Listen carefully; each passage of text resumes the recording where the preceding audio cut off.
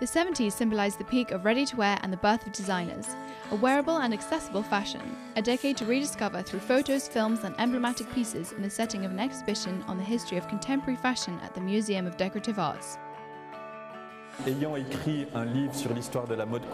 Having written a book on the history of contemporary fashion, identifying all the catwalks or major collections, I take a selfish pleasure in revisiting the fundamentals of fashion to contradict the opinions people have on fashion.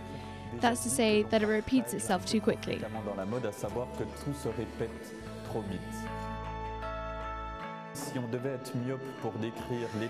If we're to be short-sighted in describing the 70s floor, there'd be two pillars. Yves Saint Laurent on one side, with whom we inaugurate the exhibition, with his 40s tribute collection, and then Issey Miyake, who at the same time brought a sort of grand modernity not yet seen before in France.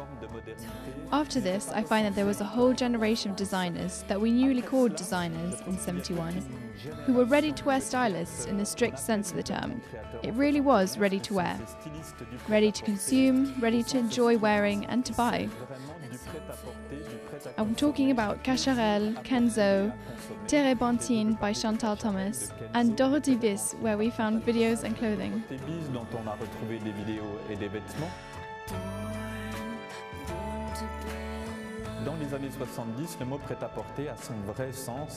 In the 70s, the term ready-to-wear had a real sense that it never again would have. The 80s were the new wave of fashion, with all the new designers wanting to do style exercises on the catwalk, not always disseminated to the general public, but that would still have an influence. The 70s were really the last time that designers and the streets met. We see it elsewhere. The streets were on the catwalks were on the street.